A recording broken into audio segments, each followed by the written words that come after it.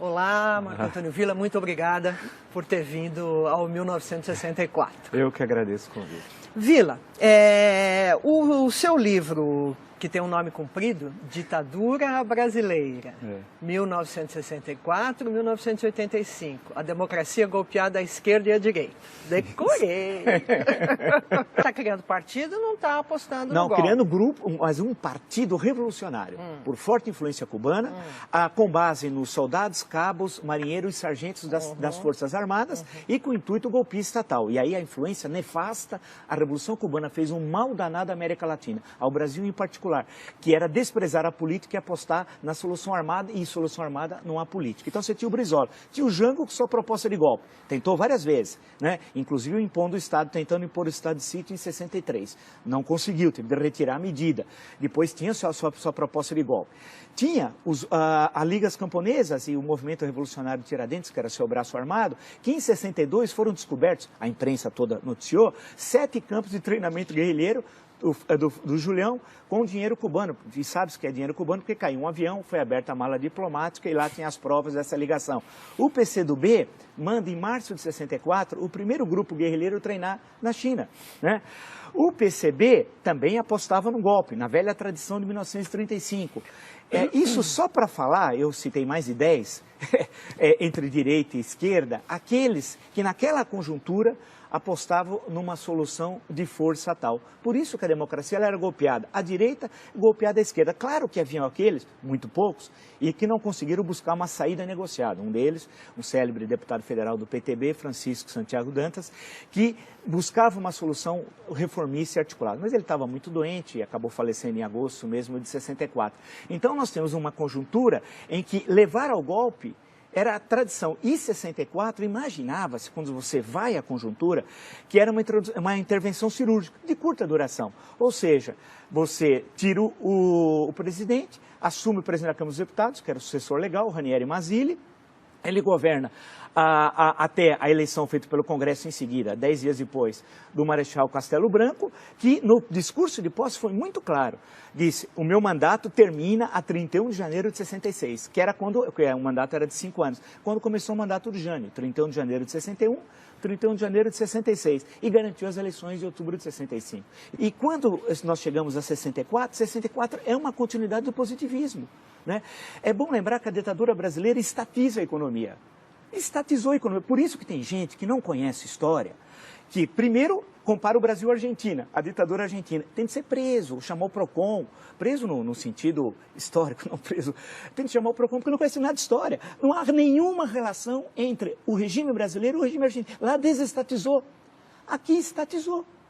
Lá acabou com o ensino público do 3º grau, aqui expandiu a universidade pública de 3º grau, aqui modernizou a economia, ampliou, diversificou a economia.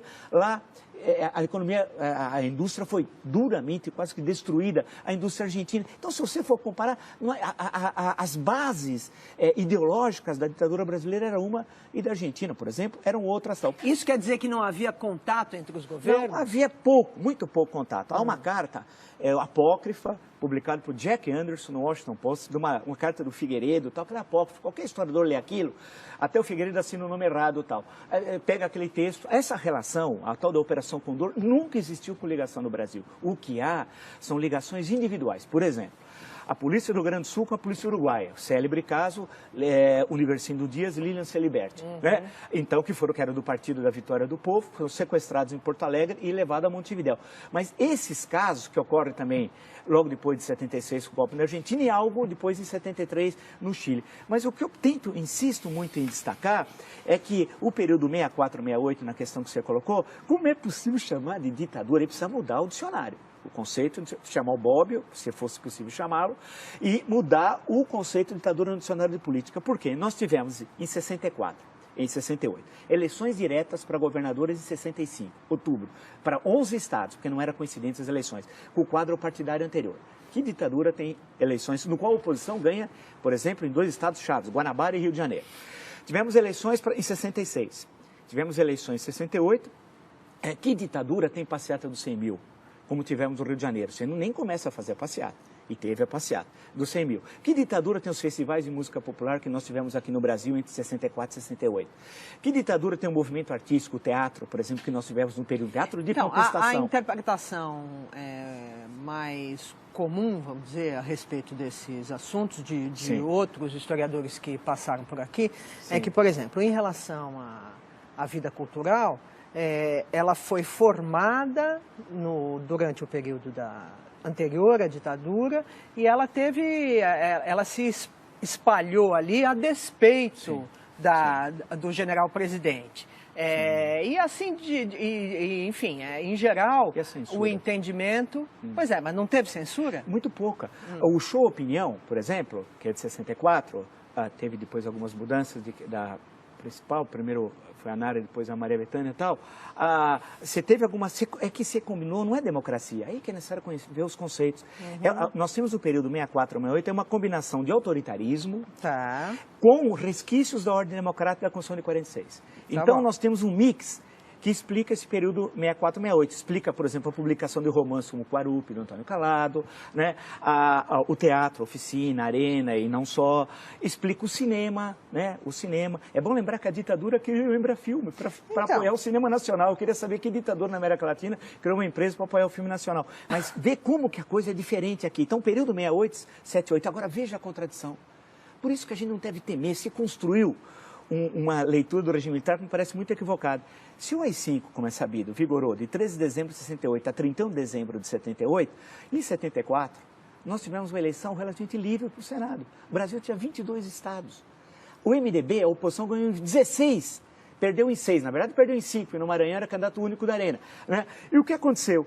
Quem assistiu, se tem alguns vídeos, o regime militar que criou o horário político gratuito. A versão do regime militar não havia, que era para igualar a Arena e MDB. Quem lembra o Horácio Squercia, candidato aqui em 74, explicando a concentração de salários, fazendo um gráfico com dados do Diese, né, do Barelli, e mostrando Teve alguma ditadura que teve eleição? Teve eleição na Argentina, no Chile? Claro que não. Agora, o que tinha? Tinha cassação, claro. Em seguida, o que acontece? Você tem parlamentares, já eleitos em 74, numa vitória histórica, algumas eleições do Lisânias Maciel. É que a grande questão é que há uma leitura que hoje é fundamentalmente ideológica, com a carga ideológica do presente, sobre o período de falar ditadura 79. Por quê? 1º de janeiro. Restabelecida imunidade parlamentar. Quem chama de ditadura não sabe nada de política, de história. Você imagina ter imunidade parlamentar no dia 1º de janeiro de 79, você não pode caçar mais ninguém. 8 meses depois, em agosto, é anistia. E todos foram libertados. Alguns não foram, mas foram logo depois. Todos. E saíram, tinham cerca de, eu tenho um número no livro, são 70, 80. É bom lembrar que no Estado Novo tinha 10 vezes mais, quando veio a anistia em 45. Aí, eleição de 82, chamada de ditadura, eleições que você tem 5 partidos, um dos quais se proclamava socialista, o Partido dos Trabalhadores. E com a vitória da oposição em São Paulo, Franco Montoro, Minas, Tancredo Neves, Rio, Leão Brizola, não só a vitória, mas a posse. Então, chamar o período 79 a 85 e em 84, especialmente entre janeiro e abril, a campanha das diretas. Quer dizer... Mas não isso já era o fim da ditadura. Mas não é mais ditadura. Tá bom. Okay. Porque não existe ditadura com liberdade, com comício, com 1,5 milhão nas ruas. Não há na história do mundo. Tá. Nem na ditadura romana, que tinha outro caráter. Escuta, Vila, você mencionou, enquanto você estava na sua última resposta, sim, que há uma leitura ideológica do período. Sim. De quem é esta leitura e por que ela lê do jeito que lê? Na sua opinião? Olha, e daí que eu acabo diferindo de muitos. Quando vem a anistia, retorna ao Brasil, acaba com o banimento, vem os caçados, exilados, perseguidos, etc. E os que estavam aqui voltam a ter vida legal e tal, né? Por isso que não pode chamar de ditadura. Eu vi o Gregório Bezerra, um dos vítimas logo em abril de 64, né, que a gente puder lembrar, Recife, falando aqui no Largo São Francisco. Isso devia ser setembro, por ali, outubro, não sei, de 79 e tal. Fui ouvi-lo porque era um mito para todos nós naquela época e tal. Então, a grande questão, e essa é uma construção que eu ouço falar sistemática, que está no livro didático, e já ficou vitoriosa, de que a luta armada levou à democracia. Isso é uma falácia. Eu faço questão, porque eu escrevi vários artigos, isso está no meu livro também, porque nenhum grupo de luta armada defendia a democracia. Não há uma vez a palavra democracia. Se você pegar o livro Imagens da Revolução, do Daniel Arão e do Jair Ferreira de Sá, lá tem quase todos os documentos, você procura, você não acha um que tenha a palavra democracia. Nenhum documento. Todos queriam ditadura proletariada. A divergência seria cubana, algumas vezes de viés soviético, parte desses grupos não tinham muita proximidade com a União Soviética, ou chinesa, se nós veríamos então o Brasil com os olhos puxados. Essa era a divergência tal. Democracia nenhum. E todos, a ação que eles tiveram aumentou a repressão.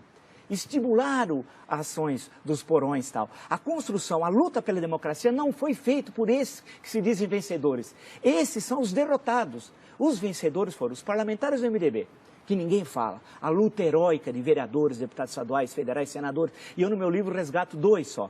Lisanas Maciel, que foi um brilhante deputado federal pelo Rio de Janeiro, e a figura de Paulo Brossard. A coragem desse. Citei 2 como exemplo, que nós tínhamos muitos tal. Quantos não foram? Eu queria alguém ter coragem, em 1970, no interior aqui de São Paulo, abrir um diretório do MDB.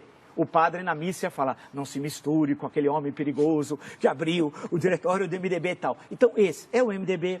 O papel da Igreja Católica fundamental, e no caso de São Paulo, a figura épica de Dom Paulo Evaristo Arnes, do movimento estudantil, do movimento sindical, dos intelectuais, jornalistas, artistas, da dona Terezinha Zerbini, que abriu aqui o movimento feminino pela anistia. Todos esses estavam falando em quê? Democracia, respeito ao voto. Os grupos de luta armada desprezaram. Eu faço questão, no meu livro cito, leiam, entram no Google, Mini Manual do Guerrilheiro Urbano, leiam. Aquilo é democracia, aquilo é barbárie, aquilo é barbárie pura, é ensinar como matar as pessoas. Né? Agora, significa que devia ser reprimido o autor Carlos Marighella da forma como morreu aqui na Alemanha da Casa Branca? Evidente que não, evidente que não. Porque essa é a jogada. Ao você fazer a crítica à luta armada, esses que estão do lado de cá falam, quer dizer que você é a favor da tortura? Não. Os que veem o mundo assim, sem outros matizes, é que construíram essa versão falaciosa da história. Né? E eu insisto em mostrar que eles não defendiam a democracia, é uma farsa, nenhuma ação, ao contrário, quando teve a passeata dos 100 mil no Rio, no mesmo dia, aqui em São Paulo teve o atentado ao 2º Exército, onde morre um menino que estava lá prestando serviço militar, que podia ser eu, por exemplo, né, que tivesse, vamos dizer, prestando serviço militar, jogaram um carro-bomba. Ou Orlando Lovec, que foi pegar um visto aqui no consulado americano, na época no Cônjuge Nacional, que era um jovem, queria aprender inglês nos Estados Unidos, está andando, explode uma bomba no consulado, ele perde a perna. Ele passou anos para receber uma indenização de um salário mínimo. E quem colocou a bomba recebe 4 salários mínimos de indenização. Né? Quem matou um menino aqui no 2º Exército recebe indenização. E são vistos hoje como heróis. Não, a luta democrática é que foi heróica. Agora, isso não significa, em momento algum, ter qualquer contemplação com torturador, né, com assassino, com gente que desapareceu. Por hipótese alguma. Esses têm de sofrer esse opróbrio da história. Temos de sempre lembrar essa barbárie aqui do DOPS em São Paulo, vou lembrar a figura do Fleury, o Sealing em Porto Alegre, o Davi Razan, Minas Gerais. Quer dizer, nós temos de lembrar como exemplos do mal, né? A mal que nós nunca devemos voltar a ter e defender a democracia e as liberdades. Eu acho que essa é a nossa grande tarefa e não deixar que o resgate daqueles que lutaram em defesa da democracia seja apropriado por aqueles derrotados, que impulsionaram inclusive a ditadura, porque a cada ato terrorista, maior a repressão, maior a violência, maior a censura. Então, portanto, eu sei que eu remo, usando uma expressão leninista, eu remo contra a corrente, tendo essa outra leitura, porque é mais fácil fazer o discurso do óbvio, mas é o discurso falacioso e que, no fundo, reforça a tradição autoritária brasileira.